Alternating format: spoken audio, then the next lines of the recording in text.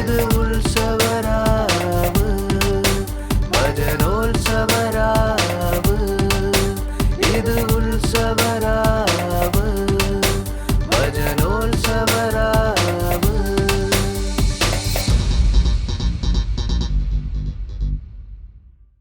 Thank you friends. നല്ലിടേന്റെ കഥ പറയാനായി നിങ്ങളുടെ മുന്നിലെത്തുന്നു ഏഞ്ചല മേഴ്സി. കൂട്ടുകാരെ, നിങ്ങൾക്ക് സുഖം തന്നെയല്ലേ? ഇന്ന് ഞാനൊരു കഥയുമായാണ് നിങ്ങളുടെ മുന്നിൽ വന്നിരിക്കുന്നത്. ഈ കഥയുടെ പേരാണ് കാണാതെ പോയ ആട്. എന്നാൽ കഥയിലോട്ട് കടന്നാലോ? ഒരു നാട്ടിൽ സ്നേഹമുള്ള ഒരു ഇടയനുണ്ടായിരുന്നു. ഇടയൻ എന്നാൽ എന്താണെന്നറിയാമോ നിങ്ങൾക്ക്? ഇടയൻ എന്നാൽ ആടുകളെ മേയ്ക്കുന്നവൻ. അവന് 100 ചന്തമുള്ള ആടുകൾ ഉണ്ടായിരുന്നു. അവരെന്നും രാവിലെ കുന്നുകളിലും മുൾത്തകടികളിലും തീറ്റിക്കാൻ കൊണ്ടുപോകും. അവന്റെ ജോലി എന്താണെന്നറിയാമോ നിങ്ങൾക്ക്? ഏതെങ്കിലും ആട്ടിൻകുട്ടികൾ വഴിതെറ്റിപ്പോയാൽ ആട്ടിൻകുട്ടി അതുവഴി പോകരുതേ, ഇതാണ് ശരിയായ വഴി എന്ന് പറഞ്ഞ് അവരെ നേർവഴി കാട്ടുക. വൈകുന്നേരമാകുമ്പോ ആ 100 ആടുകളെയും ഭദ്രമായി അവൻ കൂട്ടിലെത്തിക്കും. എന്നിട്ട് തലയിൽ തലോടും.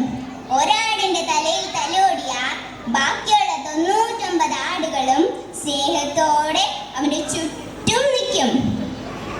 എന്നിട്ടാണ് അവൻ ഭദ്രമായി അവരെ കൂട്ടിലാക്കിയിട്ട് വീട്ടിൽ പോകുന്നത്. അതിനു മുമ്പേ ഒരു കാര്യം കൂടെ ചെയ്യുമായിരുന്നു. എന്താണെന്നറിയാമോ നിങ്ങൾക്ക്? രാവിലെ കൊണ്ടുപോയ 100 ആടുകളും തിരിച്ച് വീട്ടിലെത്തിയിട്ടുണ്ടോ എന്ന് എണ്ണി നോക്കും. 1, 2, 3 അങ്ങനെ എണ്ണി 97, 98, 99 എത്തി. അയ്യോ, 100ാമത്തെ ആടിനെ കാണുന്നില്ലല്ലോ. അവൻ വിചാരിച്ചു ഒരുപക്ഷെ ക്ഷീണം കൊണ്ട് അവൻ എണ്ണം തെറ്റിയതായിരിക്കുമെന്ന്. അവൻ വീണ്ടും എണ്ണാൻ തുടങ്ങി. 1, 2, 3 അങ്ങനെ എണ്ണി വീണ്ടും 97, 98, 99 എത്തി. എന്നിട്ടും 100ാമത്തെ ആടിനെ കാണുന്നില്ല. ആ 100ാമത്തെ ആട് ഏതാണെന്നറിയാമോ നിങ്ങൾക്ക്?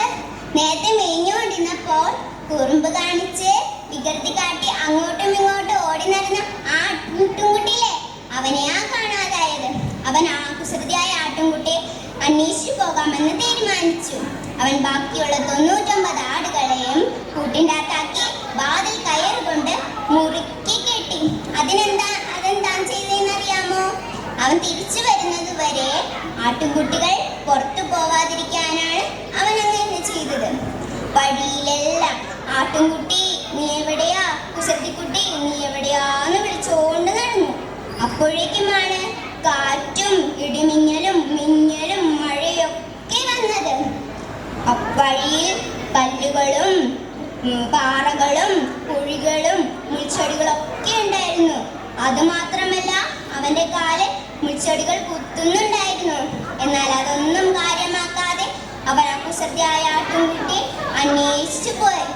അപ്പോഴാണ് ഇവന്റെ ശബ്ദം കേട്ട് ആ കുസൃതിയായ ആട്ടിൻകുട്ടി മേ എന്ന് കരഞ്ഞത്. അവന് വളരെ സന്തോഷമായി. അവൻ ആ ശബ്ദം കേട്ട ഭാഗത്തോട്ട് തിരിഞ്ഞു നോക്കി. അപ്പോൾ മുൾപടർപ്പിനിടയിൽ കിടക്കുന്നു നമ്മുടെ പാപം കുസൃതിയായ ആട്ടിൻകുട്ടി. അവനോടി ചെന്ന് ആ മുള്ളുകളൊക്കെ മാറ്റി. അപ്പോൾ ആട്ടിൻകുട്ടിയുടെ ദേഹം മുഴുവനും മുറിവായിരുന്നു. അവൻ ആട്ടിൻകുട്ടി എടുത്ത് നെഞ്ചോട് ചേർത്ത് കൂട്ടിലോട്ട് മടങ്ങി. കൂട്ടുകാരെ, നിങ്ങൾക്ക് ഈ കഥ ഇഷ്ടായോ?